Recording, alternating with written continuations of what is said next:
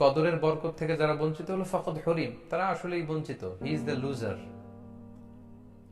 সে আসলেই বঞ্চিত। আমরা বঞ্চিত হতে চাই না, আমরা গেইনার হতে চাই, আমরা বারাকা রহমত হাসিল করে নিতে চাই। আজকে বাংলাদেশের প্রথম কদরের রাত।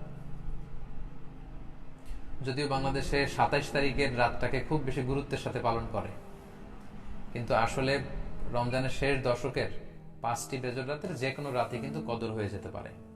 তাই বুদ্ধিমান মুমিনের কাজ হচ্ছে 5টি বেজর রাতের প্রতিটি রাতেই সমানভাবে সমান গুরুত্বের সাথে ইবাদত করে যাওয়া, তাহলে কিন্তু কদর আর মিস হবে না। আল্লাহ রাসূল সাল্লাল্লাহু আলাইহি সাল্লাম বলেছেন, মান হুরিমা খাইরাহা ফাকাদ হুরিম, যে ব্যক্তি এই কদরের বরকত মাহাত্ম্য থেকে বঞ্চিত হলো, সে আসলেই বঞ্চিত হলো। কারণ পুরো রমাদানের মূল আকর্ষণ হচ্ছে এই কদর, কদরকে ঘিরেই সবকিছু।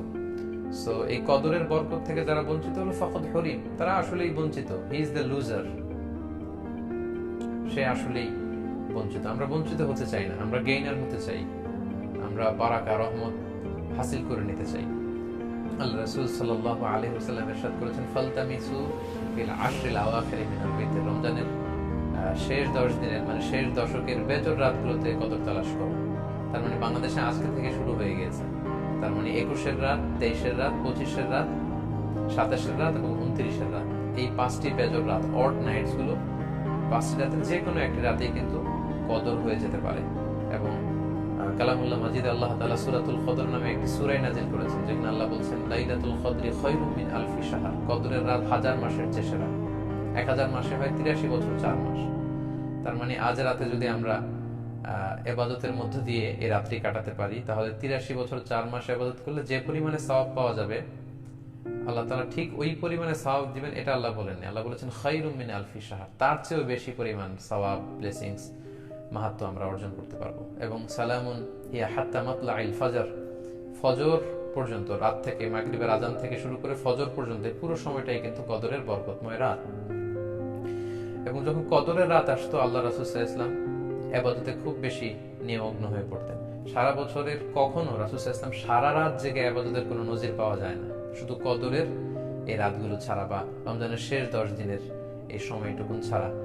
হাদিস শরীফে এসেছে, ইদা জা আল আশরা আহিয়াল লাইলা ওয়া আইকাদা আহলা ওয়া জাদ্দা ওয়া শাদ্দাল মিসার, রমজানের শেষ দশক যখন আসতো, আল্লাহ রাসূল সাল্লাল্লাহু আলাইহি ওয়াসাল্লাম সারা রাত জেগে ইবাদত করতেন, সারা রাত দাঁড়িয়ে দাঁড়িয়ে তিনি ইবাদত করতেন। ওনার ফ্যামিলি মেম্বার্সের মধ্যে থেকে কেউ ঘুমিয়ে থাকলে তাদেরকে উঠিয়ে দিতেন, এবং তিনি কোমরে গামছা বেঁধে ইবাদতে লেগে পড়তেন। এখানে রূপক অর্থে কোমরে গামছা বেঁধে বোঝানো হচ্ছে, মানে ইবাদত করার জন্য তিনি এতই উদ্গ্রীব হয়ে পড়তেন, কখনো বছরের কোনো সময় এতটা উদ্গ্রীবতা রাসূল সাল্লাল্লাহু আলাইহি ওয়াসাল্লামের মধ্যে দেখা যেত না। এবং আল্লাহর হাবিব সাল্লাল্লাহু আলাইহি ওয়াসাল্লাম ইরশাদ করেছেন, মান কামা লাইলাতাল কদরি ঈমানান ওয়া ইহতিসাবা গুফিরা লাহু মা তাকাদ্দামা মিন যামবি, যে ব্যক্তি কদরের রাতে কিয়ামুল লাইল করবে, আল্লাহ তাআলা তার পূর্বের সব গুনাহ মাফ করে দেবেন। তাই কদরের রাতে আপনারা বেশি বেশি কিয়াম করুন, দীর্ঘ সময় দাঁড়িয়ে নফল নামাজ পড়ুন, লম্বা সময় দাঁড়িয়ে থাকুন, লম্বা রুকু করুন, লম্বা সিজদা করুন। কারণ বান্দা যখন সিজদায় লুটিয়ে পড়ে, তখন সে আল্লাহর সবচাইতে কাছে চলে যায়। আল্লাহর হাবিব সাল্লাল্লাহু আলাইহি ওয়াসাল্লাম বলেছেন, আকরাবু মা ইয়াকুনুল আবদু মির রাব্বিহি ওয়া হুয়া সাজিদুন ফাআকসিরু ফীহি দুআ, বান্দা যখন সিজদায় লুটিয়ে পড়ে, তখন সে বান্দা আল্লাহ তাআলার সবচাইতে কাছাকাছি চলে যায়, খুব ক্লোজেস্ট হয়ে যায়। এজন্য সে সময় তোমরা বেশি বেশি দোয়া করো। তাই লম্বা কিয়াম করুন, কোরআন তেলাওয়াত করুন এবং সিজদায় পড়ে আল্লাহর কাছে দোয়া করুন। আমাদের আয়েশা রাদিয়াল্লাহু তাআলা আনহাকে বিষ্ণু সাল্লাল্লাহু আলাইহি ওয়াসাল্লাম একটা দোয়া শিখিয়েছিলেন এবং বলেছিলেন, আয়েশা, কদরের রাত যদি তুমি পাও, তুমি এই দোয়াটা বেশি বেশি পড়বে। দোয়াটি হচ্ছে, আল্লাহুম্মা ইন্নাকা আফুন তুহিব্বুল আফওয়া ফাআফু আন্নি। এর মানে হচ্ছে, হে আল্লাহ, আপনি ক্ষমাশীল, নিশ্চয়ই আপনি ক্ষমাশীল, আপনি ক্ষমা করাকে আল্লাহ খুব পছন্দ করেন, আল্লাহ এই বরকতের রাতে আপনি আমাকে ক্ষমা করে দেন। তাই এই দোয়াটি যেন আমরা খুব বেশি বেশি করি।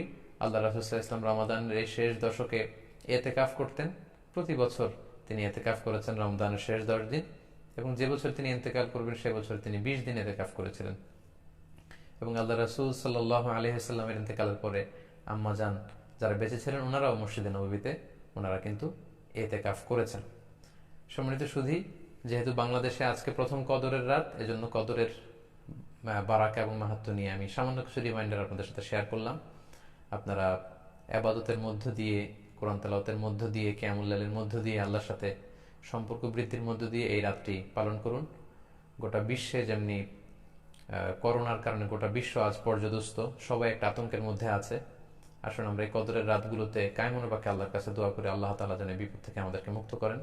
আমি আপনাদের জন্য, সকলের জন্য আন্তরিকভাবে দোয়া করি এবং আপনাদের সকলের কাছে এই কদরের রাতে আন্তরিক দোয়া চাচ্ছি। আল্লাহ তাআলা আপনাদের সবাইকে ভালো রাখুক, সুস্থ রাখুক, ঈমানের সাথে রাখুক। এখানেই আজকের লাইভ প্রোগ্রামটি আমরা শেষ করতে যাচ্ছি। আমরা কাফারাতুল মাজলিস পরে আলোচনার ইতি ঘটাচ্ছি। সুবহানাকাল্লাহুম্মা বিহামদিকা আশহাদু আল্লা ইলাহা ইল্লা আনতা আস্তাগফিরুকা ওয়া আতুবু ইলাইক। ওয়াসসালামু আলাইকুম ওয়া রাহমাতুল্লাহি ওয়া বারাকাতুহু।